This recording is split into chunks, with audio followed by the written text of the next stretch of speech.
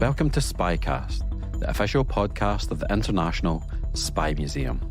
My name is Dr. Andrew Hammond, the museum's historian and curator. Each week, we explore some aspect of the past, present, or future of intelligence and espionage. If you enjoy the episode, please consider leaving us a 5-star review. If you want to dig deeper into the content of the episode, you can find links to further resources, suggested readings, and full transcripts at cyberwire.com/podcast/SpyCast. Coming up next on SpyCast. If we hadn't zeroed in on that, we would have lost that needle in the haystack, because that was exactly one out of 650,000 different variations that produced even the slightest hint of the real solution of the 340.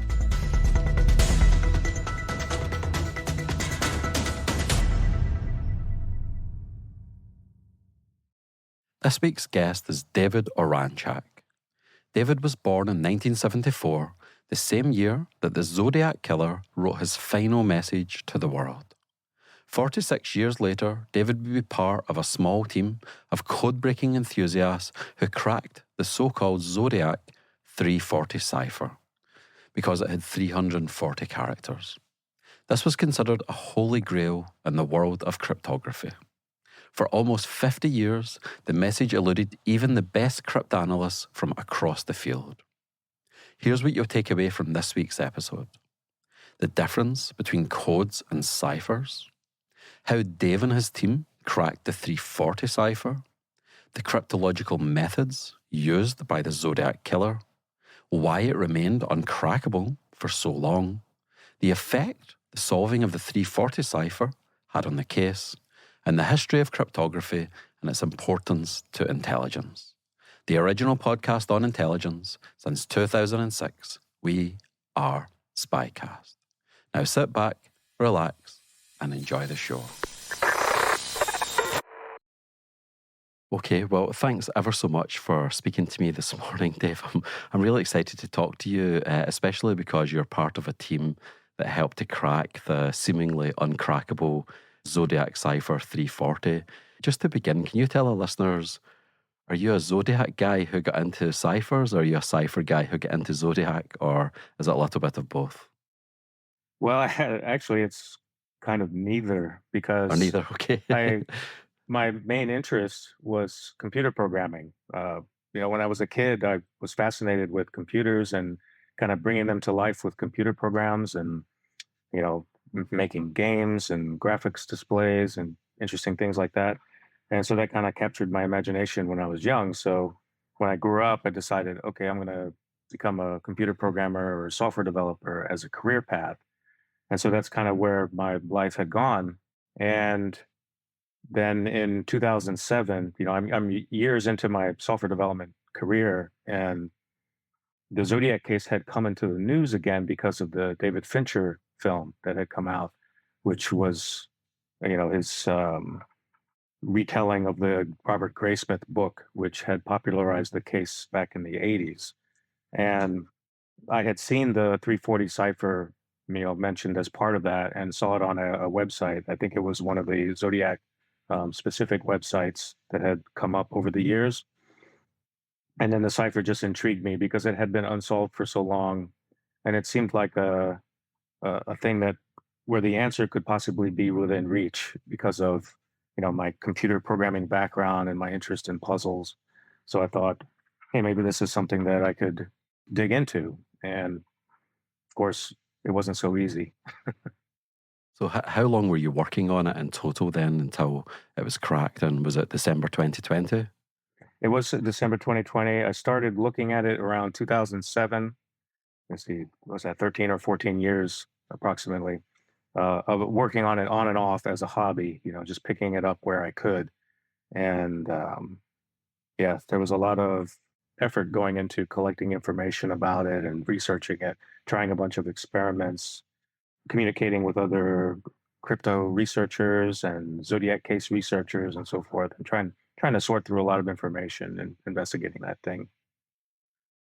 And before we get into the team that you're a part of and the cipher in more depth, can you just give our listeners a brief overview the Zodiac ciphers. What are we talking about here? There's a certain number. There's ones that were solved. There's ones that are unsolved. There's ones that are recently solved. Just give them a sort of overview of what we're talking about here, please. Sure. So the Zodiac Killer was a killer that operated in Northern California in the late 60s. And nobody knows who he is still to this day. There are thousands of suspects that have been looked at, and so far, nothing definitive about who he might have been. And he was initially attacking young couples in isolated areas like lovers' lanes where they would pull up in cars and late at night, and the killer would show up and attack them. There was another couple that was attacked, and during the day they were having a picnic at Lake Berryessa, and they were attacked by the killer. After his first few crimes, he started to kind of a letter writing campaign where he was basically sending letters, like threatening letters to newspapers, where he was kind of bragging about his crimes and taunting authorities, saying that he couldn't be caught, he couldn't be cracked, and so forth. Then he sent a series of cryptograms in three parts to three different newspapers. And that cipher is known as the 408 cipher because when you add up all three parts, it ends up being 408 characters long. And he had included letters with each one that basically said, hey, newspapers, you better publish this on your front page, otherwise I'm going to go on a killing rampage. So he was trying to extort the newspapers to, you know, to publish his letters and amplify his persona and get his name out there. I think he was really interested in seeing his name in the papers and getting all this attention for his crimes. And just briefly, did the newspapers publish them on their front page? They As he did. asked? They Okay. did. The papers did publish the ciphers, and then within about 3 days, a school teacher named Donald Harden and his wife Betty had cracked the ciphers, and their solution was verified and sent to the authorities and so forth.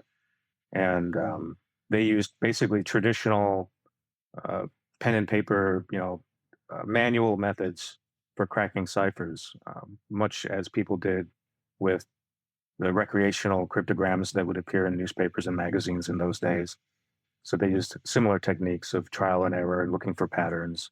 I just want to pick up on a couple of things that you mentioned there. So I find the Lake Berryessa Zodiac killing particularly chilling. It's featured in the movie too, but this is in broad daylight. It's a couple that are just having a picnic, like lovers all over the world, and Zodiac comes and, as I understand it, ties them up.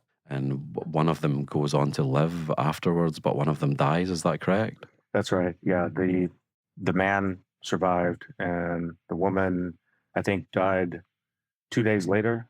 So she was alive for a little while. She gave some witness description of the attack, along with Brian, who also gave his description.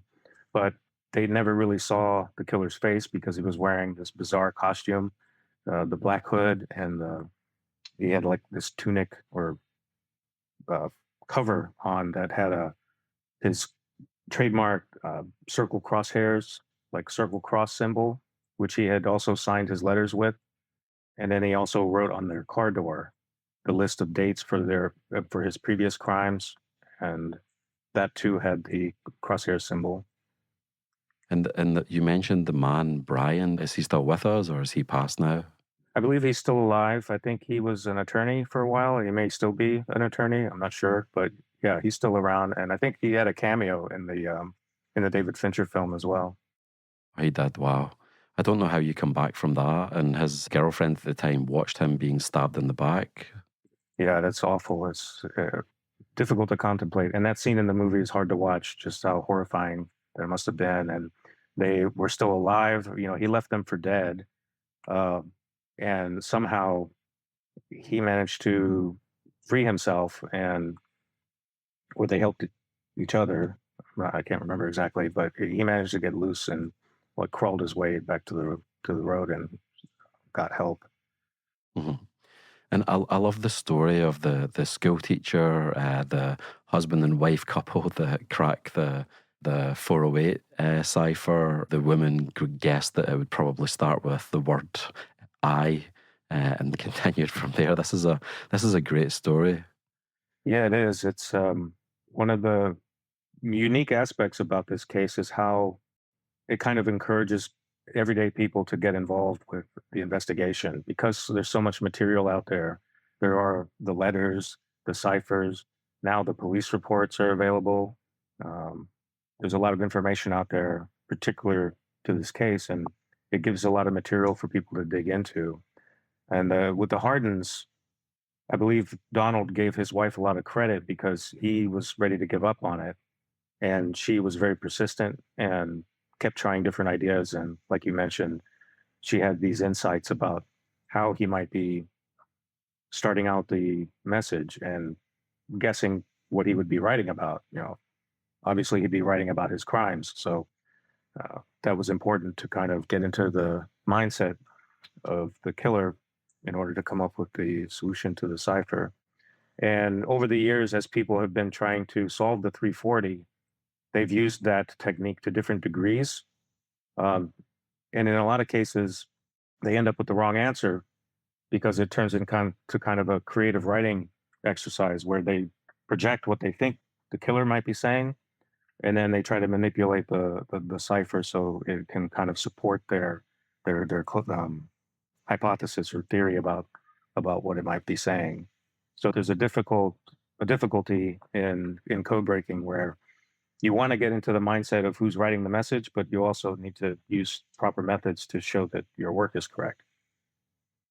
And I want to go on to the difference between the 408 cipher and the 340 cipher, and also the techniques that were used to unpack them. But I think before we get there, if we could just go over very briefly go over a couple of terms of art just before we begin. So you mentioned cryptogram. What is a cryptogram? So a cryptogram is typically just a way of hiding a message using a simple technique. Most of the time, it's using what's known as substitution. So a substitution cipher is basically where you take a plain text message, a normal bit of text, and then you replace each letter with a different letter or symbol. So you just have what's known as a key, which tells you which symbol or letter is assigned for which letter from the original message. So that's simple substitution, and that's probably one of the most common types of cryptograms. Uh, the other kind that's very common is what's known as transposition, which is where instead of just replacing symbols or replacing letters with symbols, you're changing the reading order in a predetermined way that usually follows a simple rule. Like, for instance, writing a message out in columns and then reading it out in rows. So you end up with something that looks like random text, but if you reverse the process, you'll come back to the original message. So it's kind of a way of hiding a message using a simple rule.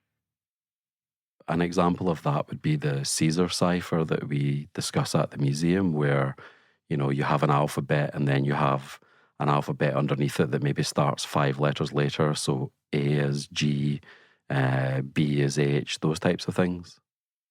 That's right. Yeah, Caesar cipher is one of the oldest cryptographic methods, and it relies on a simple shift where you just shift the alphabet by a certain number of positions and write it underneath the original alphabet. That makes it easy to reconstruct the key. So all you have to do is tell the recipient we're using a shift of 10, for instance, and then they can go, okay, I only have to write, the shifted alphabet by 10 characters underneath, and then I've got my key to decrypt the message. And a code is different. So a code like for the Culper spy ring, so the civilian spy ring set up by George Washington in the American Revolutionary War. George Washington is Agent 711, so that's not necessarily replacing GEORGE. He's referred to as Agent 711 rather than having a cipher. That's correct. Right. Yeah. Cipher tends to refer to where you replace individual units like letters and sometimes even pairs of letters, fragments of text, whereas a code tends to be larger units that you're replacing, like entire words or phrases, names, important numbers and things. And those tend to be uh, those tend to involve larger keys, so to speak, where the key could be like an entire book, where you have to look up, the substitution from a big list of words and phrases, and those can be very difficult to crack if you don't have that book because of the size of the number of substitutions. And sometimes you can combine both the ciphers and the codes. I'm thinking of GN25, the Japanese naval code that they used in the Pacific, and that was both a code book, and they would use ciphers as well to make it doubly difficult to try to understand what was actually going on. Right. Yeah. And one of the greatest challenges there is to just identify the system being used, because if you have a piece of encrypted text and you don't know what the system is, you're going to have a lot of difficulty figuring out what strategy to use to exploit any weaknesses in all the existing systems. Or if it's just a substitution cipher, then there are lots of weaknesses that you can take advantage of. But if there's a mixture involved, like ciphers and codes together, then you have to be very careful about distinguishing those components of that scheme and coming up with the appropriate attack.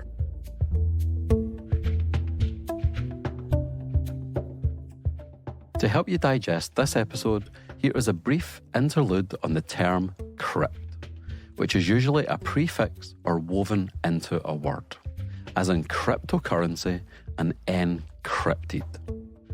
It derives from the Greek kryptos, and it is usually associated with secrecy, hiddenness, and concealment. Think of crypto-fascist or crypto-communist. A cryptogram is a text written in code. Cryptogram. Encrypted means to turn a plain message into a secret, hidden, or concealed message. More properly, to turn plain text into ciphertext. Decrypted is the reverse, to turn ciphertext into plain text. That is, to turn a hidden message into a plain message that we can read. Cryptography is the art and science of encryption. Cryptanalysis is the art and science of decryption. Cryptology, meanwhile, refers to both cryptography and cryptanalysis, and really all the associated systems, machines, people, and history.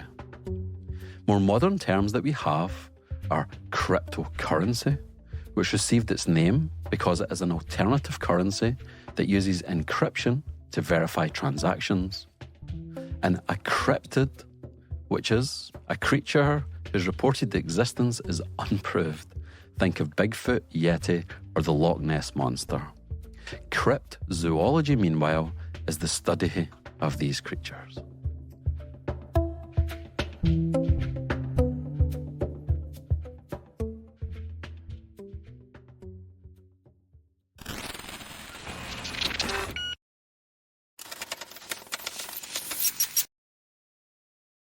And final term of art before we move on to 340, you mentioned paper and pencil. So could you just tell our audience what that means? Is that literally paper and pencil? You're sitting there like you would with find a word or a puzzle in a book when you're sitting on the plane or something? Or is it a bit broader than that, but it's not quite encompassing? Sure. Yeah. When I say paper and pencil or pen and paper, I tend to be referring to what's known as classical cryptography, which are methods that you don't require modern technology like computers and these complicated mechanical devices in order to do the substitutions, transpositions, and all the other schemes that you can think of to hide messages. So these are things that people can do out in the field with the simple equipment, with literally a pen and paper or something similar, to both encrypt and decrypt messages. So given a key, you can just follow the simple procedure to both apply the encryption method and to reverse it to get the original message. Whereas when you get into the modern era, we start to have computers and sophisticated technology and complicated mechanical machines to actually implement these schemes. So you can't use simple equipment anymore to both implement and to decrypt the messages. You have to have this technology. And for instance, modern cryptography that we experience every day relies on very advanced methods that computers implement in order to protect important information like your banking information, your private documents, and so forth. You can't really do any of that with pen and paper. So the technology has come a long way since the classical era, which had been it consisted of Most of human history. thousands of years of this arms race of trying to out clever your enemy with ways of hiding information using simple methods. Just help me understand how that's periodized. So you have classical cryptography, which you mentioned, and what comes after it? Is it modern cryptography? Or I know that Enigma, so electromechanical devices, that's somewhere in between paper and pencil and modern. Is that an outlier period, or is that also classified as modern cryptography? Yeah, I think I would say that Enigma is a good example of modernizing the ways in which people had been doing cryptography in the past, because it's comprised of simple substitution at its core, but every time you press a key on that Enigma machine, it's changing the configuration of rotors, so there's a completely different substitution key for the next letter. But it's in a deterministic or predictable arrangement based on your starting condition for the machine. So when you have the settings correct, and that's what the Germans had to do, they had to make sure that the sender and the receiver had the same settings on both sides in order for the message to be decrypted on the other side. So the machines had to be set up in the same way and constructed in the same way. But at its core, it's relying on some fundamental basic ideas in cryptography, like substitution. And in the case of Enigma, it was using polyalphabetism to basically, instead of just one key, you have a whole bunch of keys. And in order to determine that bunch of keys, that relies on that particular configuration of the Enigma machine and so forth. So, yeah, I think there was a lot of research being done into taking all those simple strategies and making it much more difficult to reverse the process and to remove the weaknesses from the old methods. Because when you do simple substitution, the message ends up with these clues in it that tells you, oh, this letter is probably standing for this letter because the letter E is the most common letter in English. So that kind of peeks through the ciphertext unless you add even more methods on it to conceal it. So that's kind of the arms race in cryptography, is removing vulnerabilities and weaknesses in the encryption schemes, as we move through time. We'll move on to 340. So 51 years, it stumped everyone. Why was it so difficult? Why was this cipher so difficult to unpack? Yeah, it was very difficult. There's a lot of reasons why it was so difficult.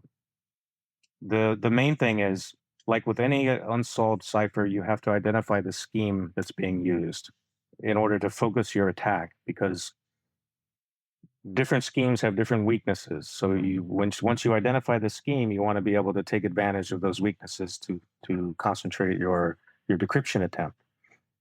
With the 340, no one really knew exactly how it was encrypted, or even if it had a real message in it, because it had gone for so long without being solved. For a long time, people assumed that it may have been just like the first one, that it was a substitution cipher. In particular, the 408 is known as a homophonic substitution, which just means that instead of substituting a letter with another symbol or another letter, it can be assigned to a number of symbols. So, for instance, in the 408, the letter E in the original message was substituted for one of 7 different symbols. So when the Zodiac was putting together his message, he could choose multiple symbols to substitute for the letter E. And this made it a little bit harder to crack, but not so much that it wasn't crackable. So a lot of people assumed, okay, the second cipher, the 340, looked a lot like the 408, so maybe it was also a homophonic substitution. It had a lot of the same kinds of symbols. It had the same, grid-based arrangement, and it just looked very similar. So people just kept trying and trying and trying to find the key for it and failing. And what ended up happening eventually was cryptography researchers discovered that there were statistical patterns in the ciphertext. So that's one of the things you do as a code breaker is you look for patterns and interesting statistical qualities of a ciphertext. In the case of the 340, there was evidence of transposition, which shows up as what's known as periodic repetitions. So it's where information will be repeating, but at predictable intervals instead of at random places. So a lot of researchers believed that there was some kind of transposition going on, that he had rearranged the message somehow before doing the substitution, or maybe even after doing the substitution. So because of those clues, we were trying all these different ways that you can transpose a message. There's so many different schemes out there that can do that, like reading in diagonals, reading in spiral directions, splitting it up into segments, into quadrants. It's basically limited only by the imagination of the code breaker. So it became very difficult to try to rule out all these different schemes because there are so many of them. That was the main difficulty, was trying to identify the scheme being used. What we discovered was it was using transposition, but on top of that, not only did you have to identify what kind of transposition was being applied, but how the message was split, because he applied the transposition scheme to 3 different portions of the cipher, which means you couldn't just attack it like assuming that it was, say, a columnar transposition or diagonal, strictly diagonal reading, some kind of route, a zigzag, whatever. So identify the transposition schemes, identify the dimensions and placement of the sections, and then figure out the error that he made in the second section. That was another thing that was making it very difficult to unravel the scheme.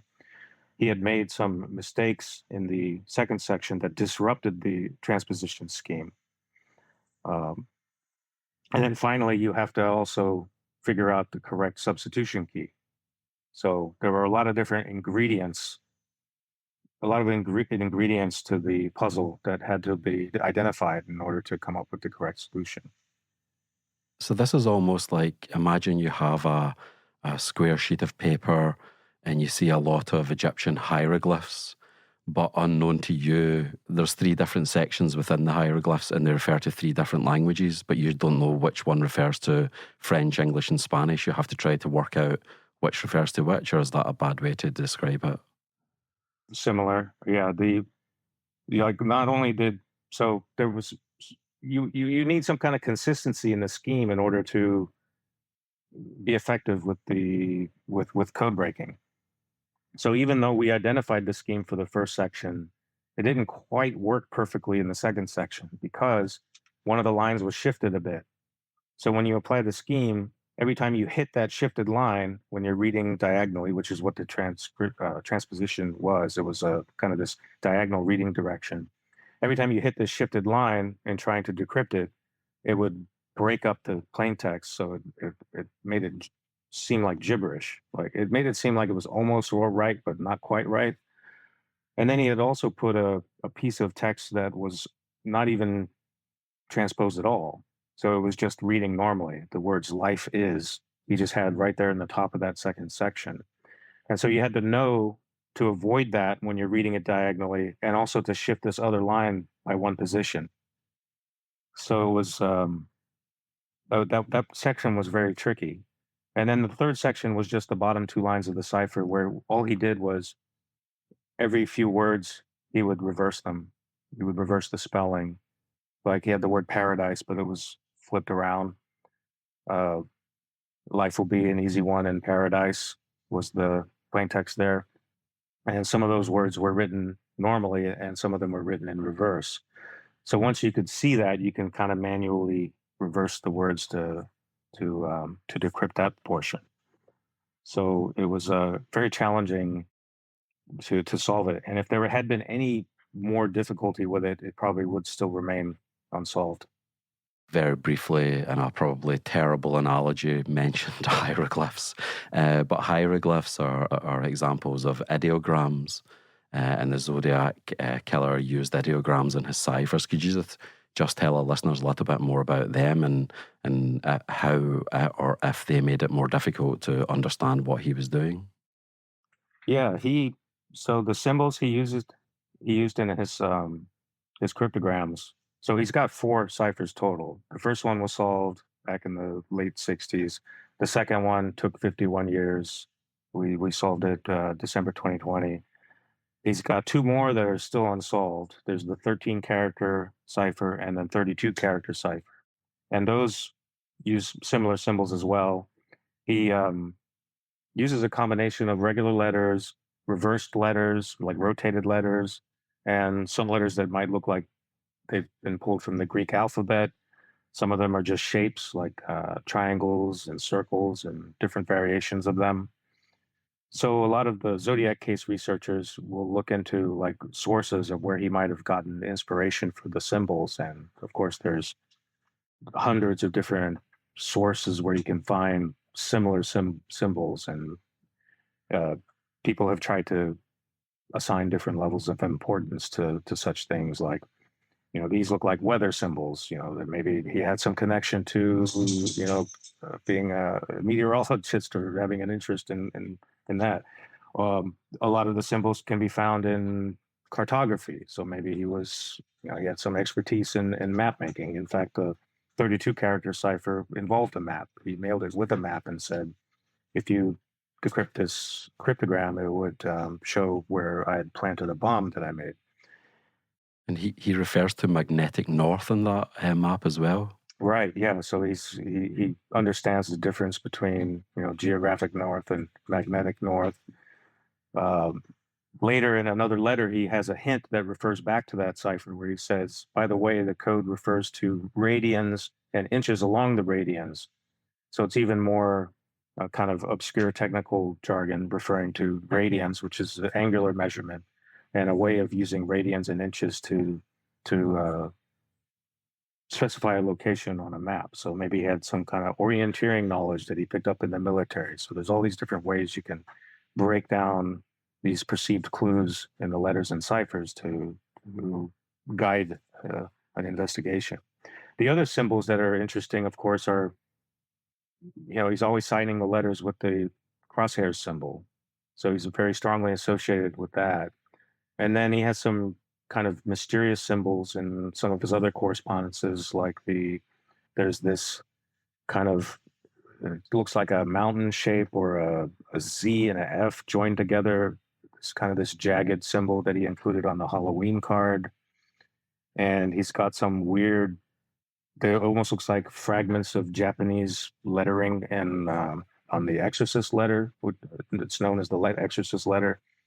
So, of course, people have taken a look into those to try to come up with theories about where he might have gotten those, or if there's some kind of meaning behind those particular symbols as a standalone kind of mystery separate from the cryptograms. How would you describe it, just for somebody that maybe wants to look it up technically, if there's a technical term for the 340 cipher? Is there, like, what label would you put on it? You mentioned homophonic and polyalphabetic and so forth. Like, what would the technical label be for the 340 cipher?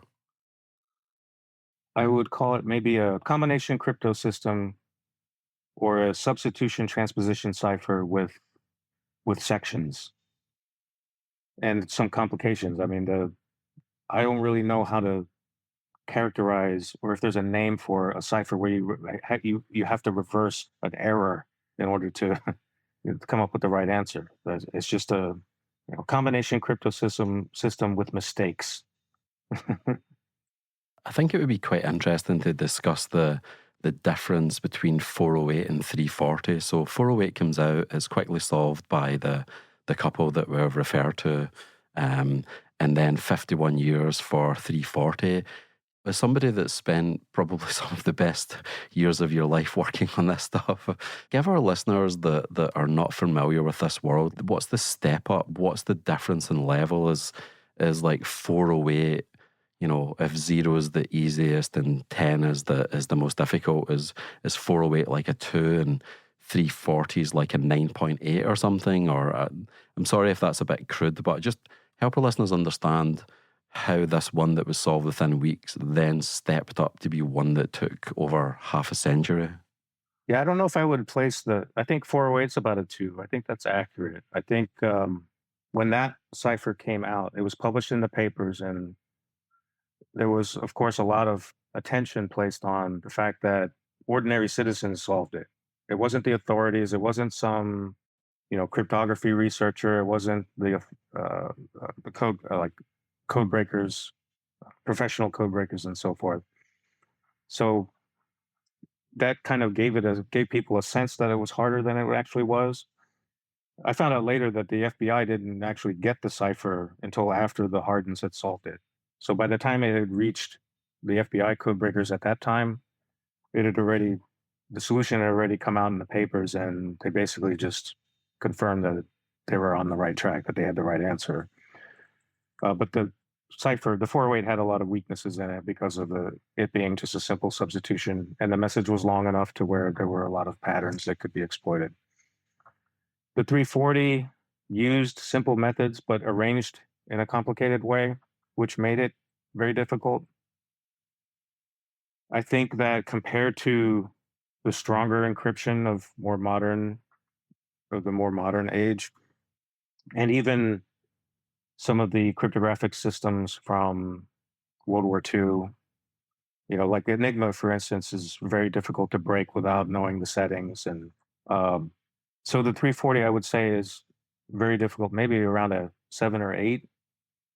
But it, too, has weaknesses. If it wasn't for those statistical patterns that we saw in it, we wouldn't have suspected transposition, and may not have gone down this path of, oh, maybe it's just some kind of weird transposition that he adjusted or made a mistake in.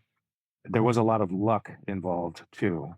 So it wasn't just that there were these clues in there, but there was also a lot of luck, because when I said earlier, Sam sent me all these variations, these 650,000 variations of the ciphertext, we had to feed them into a separate bit of code-breaking software that Jarl, the Belgian programmer, Jarl Van Eycke, he made this really efficient, fast code-breaking software that could process those hundreds of thousands of cipher variations, basically trying to find the substitution key that might make legible, readable text. And so we got a hit on one of them, but it wasn't for more than a few phrases. So it looked like all the other ones, which were coming out with just gibberish. So it looked like all the other failures. But for some reason, this one had phrases in it that looked interesting. And if we hadn't zeroed in on that, we would have lost that needle in the haystack, because that was exactly one out of 650,000 different variations that produced even the slightest hint of the real solution of the 340. So it was that bit of luck that really helped it. So that combined with the those clues that were in there in the first place contributed to the cipher being solved.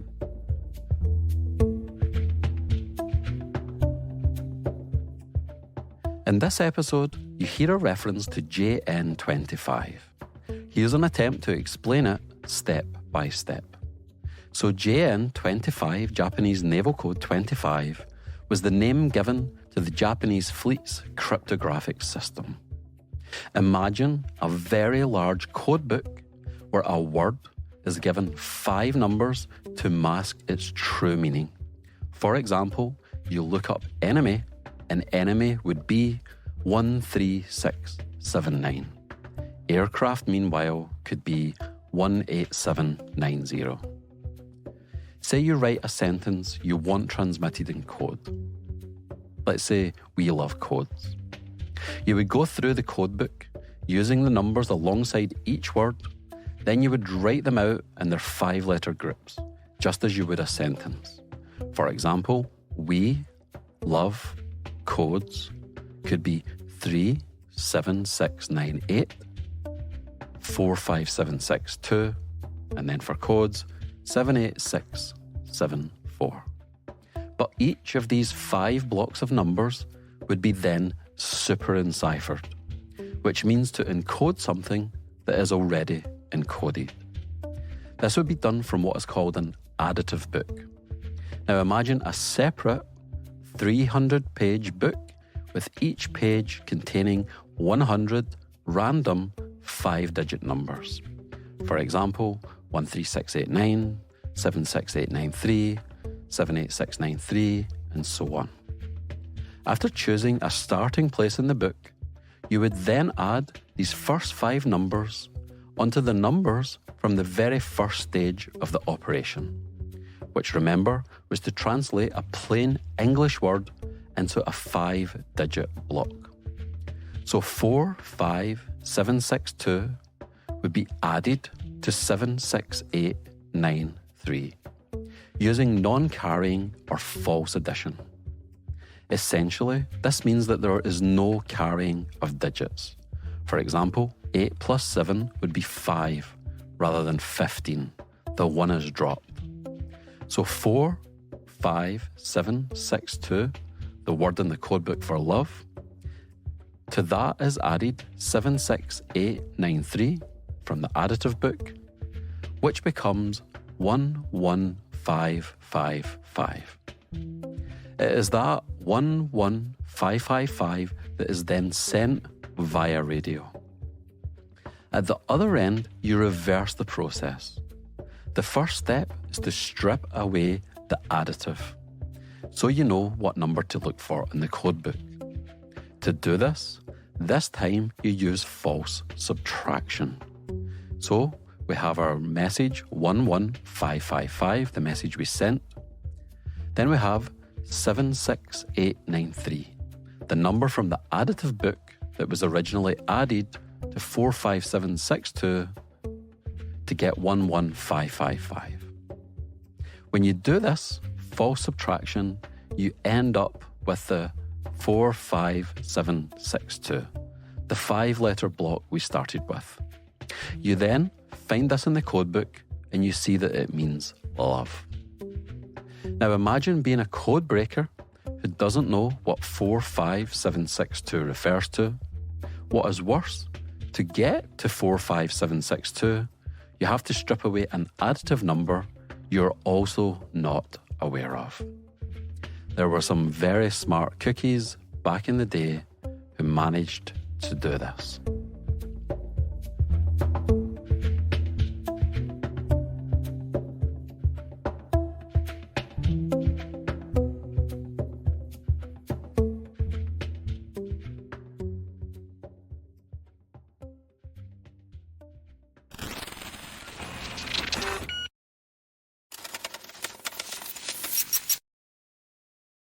Just like out of interest, how much, like over the years that you've been working on it, has it been like a steady amount every day, or has it been fits and starts, or like, I'm just trying to get a sense of the sheer number of labour that's involved in this kind of thing. Are we talking hundreds of hours, thousands of hours?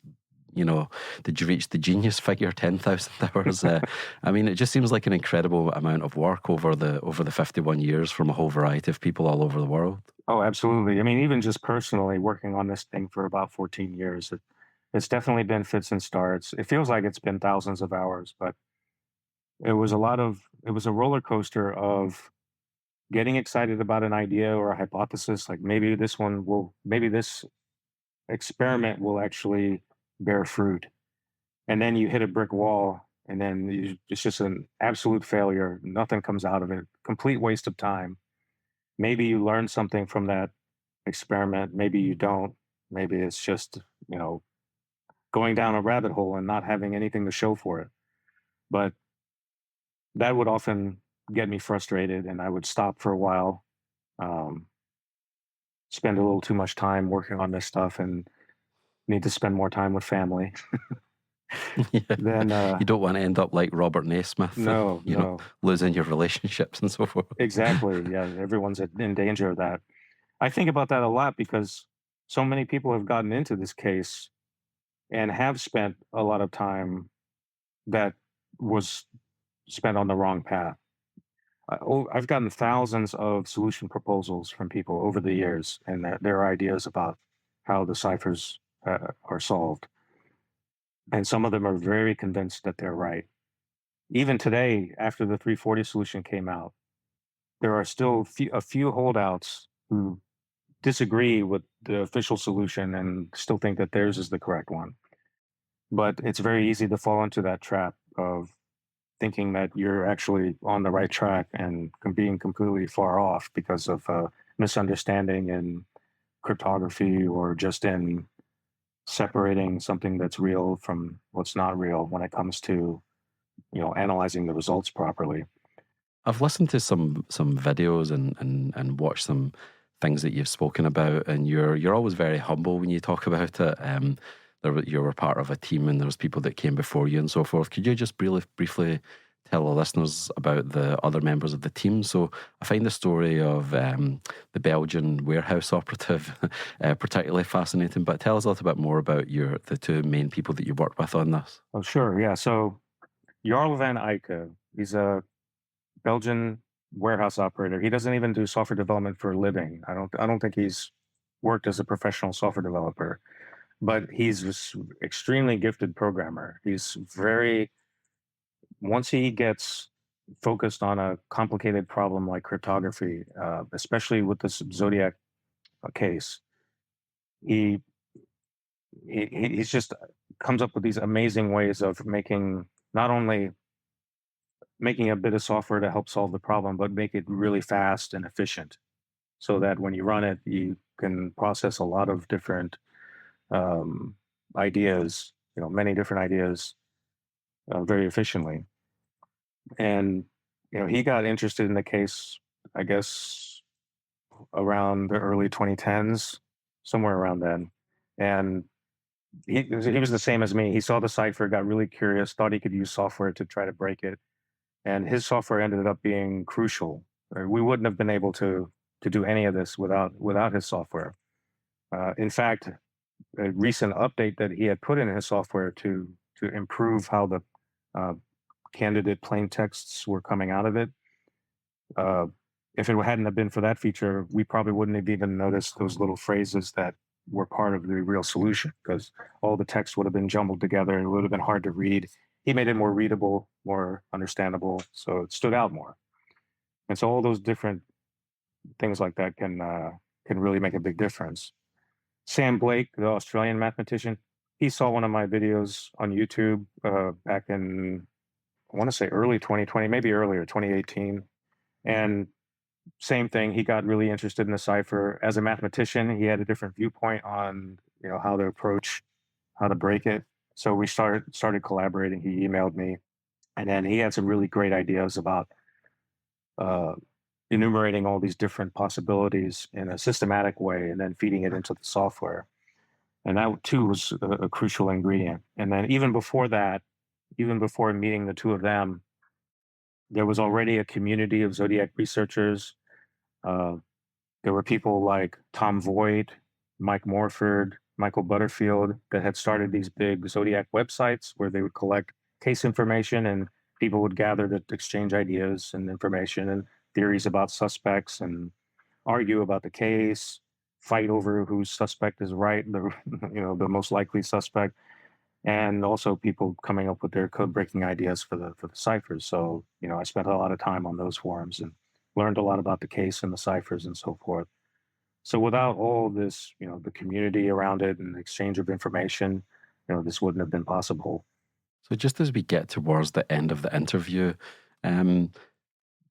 what does this tell us about the Zodiac Killer? So it's finally been solved after 51 years. Did it have any contribution towards how law enforcement understand this issue, or how the Zodiac community understand who it may have been, or is it just it's done important work, but unfortunately it wasn't the smoking gun that we were hoping for that would lead us to identify him. I'm just thinking about Zodiac. So the first one gets solved really quickly, then he ups his game. Someone who's making it in a paper and pencil like way, he takes it to like a completely different level that takes half a century of technological and computing development and thousands of hours from people like you to do it. I mean, is this guy's like intelligence off the charts?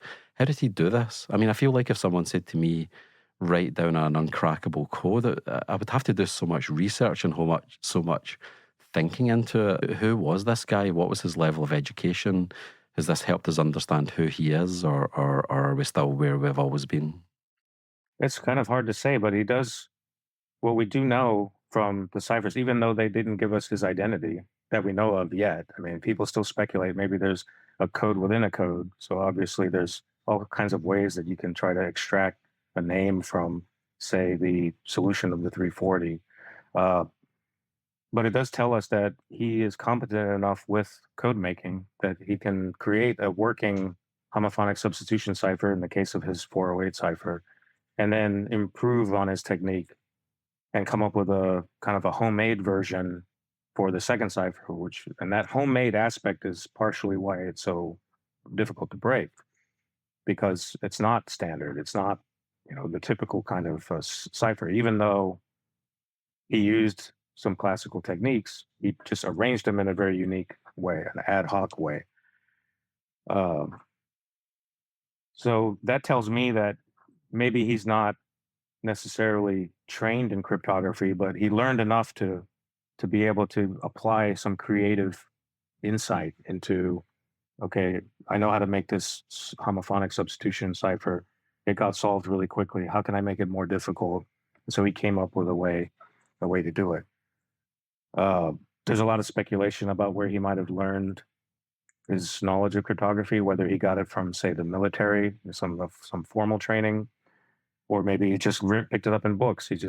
There were books in that time. For instance, the David Kahn book, The Code Breakers. He may have learned about different cryptography techniques from such places. It was even featured in a lot of pop culture sources like comic books and detective magazines. Fictional stories, especially the crime stories that involved a criminal sending threatening letters and writing secret messages. And the detectives in the stories would have to break these codes at the last minute to avoid some catastrophe. So those stories were common back then. So he may have gotten some inspiration from there. So he strikes me as, I would say, above average intelligence. I don't know if he's a genius. He projected that he was a genius. I mean, I think he was very creative because he was, applying these different ideas to his ciphers and pulling in all these different kinds of elements into his letters. Like, he made a bunch of pop culture references for instance, the 408 cipher. He refers to The Most Dangerous Game, and he refers to the Mikado a lot, the Gilbert and Sullivan operetta. It's, he's got, one of his letters has this huge excerpt from the Mikado.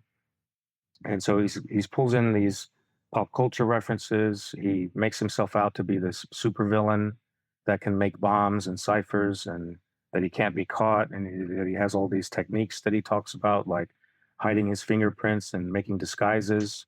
He's got recipes for bombs. He's got the diagram showing, his death machine, which he was going to use to blow up a school bus and so on. So he really does want to give the impression that he's this supervillain, untouchable criminal mastermind. But I think a lot of that was the creative aspect of his personality, that he was trying to get attention for what he was doing. And that may have been what he was going for in the end. And he did almost get caught with the Paul Stein killing, the cab driver, where there were witnesses that saw him, commit the crime, and he was wiping down the cab and trying to, eliminate evidence, and he was in a hurry to get out of there. And then he was intercepted by some detectives that were arriving on the scene, but they didn't realize that he could have been the suspect. So he was spotted by the cops. He was spotted by some teenagers who witnessed him, and then he still managed to get away, but he was very lucky. He could have easily been caught that day. He wasn't perfectly uncatchable. He, I think, was just very lucky. If he had operated today, he probably would have been caught. The Cryptos sculpture, the famous CIA headquarters sculpture. You know, the first three, it consists of 4 ciphers. And the first 3 were solved, but then it turned out that the CIA had already solved it. But they were keeping it to themselves. But then when Jim Galogli announced that he had solved the first 3 parts, the CIA came out and said, well, we had already solved this. We beat you to it, but we didn't want to say anything. I guess they wanted to protect their information for whatever reason. So Sam and I had wondered, did something like that happen with the 340? Did somebody somewhere within some 3-letter agency solve it before we did and didn't want to disclose it? It's funny you mentioned that, Dave. I'm not a 3-letter agency, but I actually figured this out 20 years ago. I'm only joking. What was it like when you actually cracked it? I heard that you said, "Oh, SHIT" or "Holy SHIT" or something. Was it deflation, or I mean, I'm sure there was elation, but afterwards, was it like, was it worth all my time, or I need a new challenge, or yeah, help us just what it was like to actually be one of the people that unpacked it. It seemed like such a long shot. So when I knew for sure that we were on the right track, at first I was excited but tentative, because I had been there so much in the past, especially at the beginning, looking at it and going, "Oh, I'm really on the right track," and then hitting a brick wall and then like having nothing to show for it. That had happened so many times. I'd gotten used to failure. So when we were starting to see fragments of the real solution in the cipher, I was cautiously optimistic. And then when I took the first section of the cipher and put it in the Jarl's software, and then it came out with the full correct solution for that first section, that's when I knew for sure that we definitely had it. That it couldn't have been just a phantom, a glimmer, or a red herring, or like a face in the clouds. It's not really there. It really was there. This was the real thing. So that's when I had that kind of epiphany moment, like, holy shit, this is definitely it. And yeah, it was late at night, and I jumped out of my chair and startled my dog, and like, yeah, that's when we knew we had it. But even if we hadn't have solved it, I think that not all the time was wasted, because I always felt like I had become a better programmer. I had learned more about cryptography. I had created good relationships with people in the research community and made friends along the way. So in the end, it wouldn't have been a waste of time. It got me interested in a lot of areas of research that I wouldn't have, before, without having gone down this path. So, but yeah, there was always that danger of going too deep into the rabbit hole and going down the wrong path and just having nothing, absolutely nothing useful to show for it. So, yeah, definitely grateful that it worked out the way it did. And final question. So Z13 wears Zodiac Killer. My name is ... I've heard you say elsewhere that it's going to be very difficult to unpack that one, just because there's not enough to work with. There's only 13 characters. So that just leads on to the question. I know that your interest in it is different from the people that are sitting poring over the case files and all of that kind of stuff, but do you have a hunch about who it was, or do you have a couple of top candidates just from your perspective? Not really. I think I do like to follow the discussions about the different suspects, and I keep my own notes about like that list, of all the different suspects. There's several hundred in that list, and it's just out of the curiosity I have in the case. I always thought I don't think that the Unabomber was the Zodiac, but it's interesting the parallels between them. The Ted Kaczynski and the Zodiac case, because of obviously the bomb making and the code, the ciphers, and just Ted was also very creative and very intelligent, and So those kinds of parallels are interesting. I don't likely to be the Zodiac, but some people do. Some people are really fixated on him having been the Zodiac. But I do, I try to keep up with the various suspects. It's interesting seeing people discussing them. They spend a lot of time arguing, and that gets old because they're just going around in circles with a lot of things that you can't really know for sure. I don't suppose you know off the top of your head if Ted Kaczynski is a Gemini, do you? His star sign. I have no Don't idea. know. Memphis, the sound engineer who you heard before we went on air, he said to me, "Can you ask Dave about Geminis? Because I'm a Gemini and I've found that lots of serial killers are Geminis." So I don't know if that helps with the case. Probably not. That's another element of the Zodiac Killer, it's interesting because people assume that there's some kind of astrological connection due to his name, but there aren't really any obvious ones. People have tried to, look at the crime dates and, various times that he mailed letters, the postmarks on the letters and so on. But there's no like strong, clear pattern of, him committing crimes on certain signs of the Zodiac and whatnot. Well, thanks ever so much for your time. And just for our listeners, your website is zodiackillerciphers.com. That's right. And you can find me on YouTube. Just search for my name or the series that I made called Let's Crack Zodiac. And then I remembered what I wanted to say before about how I felt when we decrypted the message. And that is, it felt like we had gotten a brand new letter from the Zodiac Killer. The case had been dormant for so long. His last letter that's attributed to him came out in 1974, which incidentally is when I was born. Same year I was born. When we started to see the message coming through, it was like he was back to life, so to speak. He was talking to us again after so many years of not saying anything. So that was kind of eerie to kind of hear the voice of a serial killer. But I think the overriding feeling was that feeling of satisfaction, the having gone through this long academic process of analyzing this cipher and it finally paying off. I think that was definitely the overriding thing. But that was in there too, the weird feeling of getting a message from a serial killer. Well, thanks ever so much. I've really enjoyed speaking to you, and congratulations. I'm glad all your hard work paid off of you and your collaborators. So thanks ever so much for speaking to me.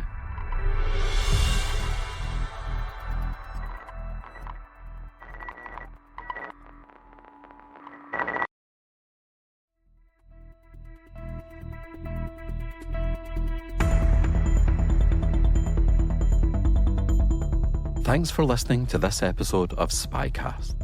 Please follow us on Apple, Spotify, or wherever you get your podcasts. If you have feedback, you can reach us by email at spycast@spymuseum.org or on Twitter @INTL SpyCast. If you go to our page at thecyberwire.com/podcast/SpyCast, you can find links to further resources, detailed show notes, and full transcripts. I'm your host, Andrew Hammond, and my podcast content partner is Erin Dietrich. The rest of the team involved in the show is Mike Mincy, Memphis Von III, Emily Coletta, Emily Renz, Ariel Samuel, Afua Anokwa, Elliot Peltzman, Trey Hester, and Jen Iben. This show is brought to you from the home of the world's preeminent collection of intelligence and espionage-related artifacts, the International Spy Museum.